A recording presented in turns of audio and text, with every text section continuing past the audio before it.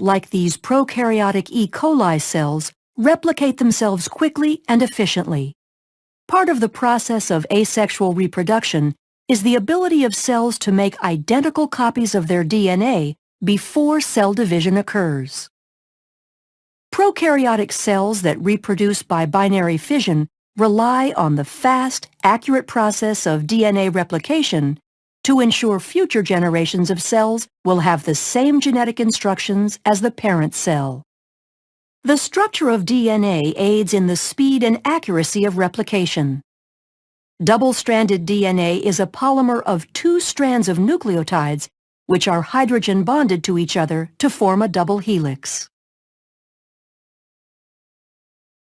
Nucleotides are molecules that consist of a deoxyribose sugar, a phosphate, and one of 4 nitrogenous bases. The phosphodiester backbones consist of alternating sugar and phosphate groups. The nitrogenous bases include cytosine, thymine, adenine, and guanine. Cytosine forms 3 hydrogen bonds with guanine, and thymine forms 2 hydrogen bonds with adenine. This is referred to as complementary base pairing. The double helix will have one strand oriented in a 5' to 3' direction relative to the hydroxyl group of the deoxyribose sugar, and the other strand oriented in a 3' to 5' direction. This shows the anti-parallel nature of the DNA strands. The complementary base pairing in the structure of DNA allows replication to be executed in a semi-conservative manner. Each strand of the DNA molecule is used as a template in the creation of a new double strand. Replication begins with double-stranded DNA being separated, and each original strand, called a parent strand, is used as a template for the complementary base pairing of nucleotides to make 2 new molecules. DNA replication occurs in the 5' to 3' direction, adding new nucleotides to the 3' end of the newly forming strand. DNA replication will begin at a specific area of the molecule called the origin of replication. The origin of replication denotes the area of active replication called the replication fork. In order to understand how complex eukaryotic organisms replicate DNA, scientists first studied replication in prokaryotic models like E. coli.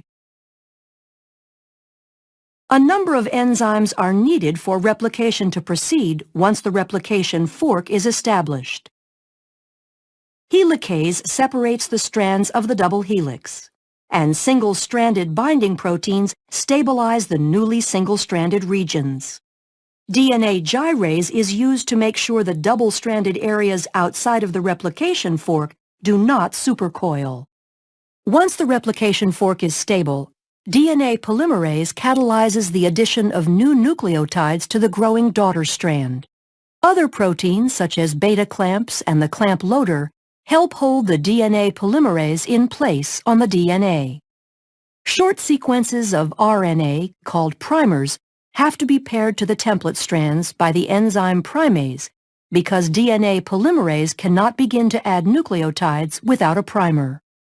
Replication of both strands occurs at the same time, one using continuous synthesis and the other discontinuous. Continuous synthesis occurs on the 3' to 5' oriented parent strand, referred to as the leading strand.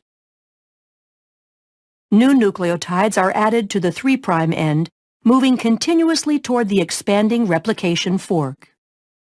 Discontinuous synthesis occurs on the parent strand that is oriented 5' to 3', called the lagging strand, and is completed in segments called Okazaki fragments. Replication on this strand uses primase to add primers ahead of the 5' end of the lagging strand. DNA polymerase III then adds short sequences of nucleotides, the Okazaki fragments, to the primer, filling in the gap. As the helix is opened further, this process repeats until the entire strand is replicated.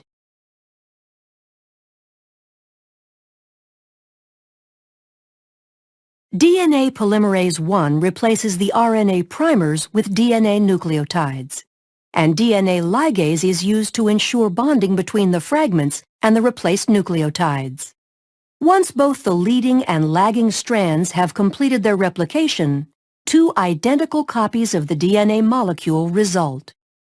The process of DNA replication allows actively dividing bacterial cells to make sure all daughter cells have the same genetic instructions as the parent cell, allowing them to function in the same manner.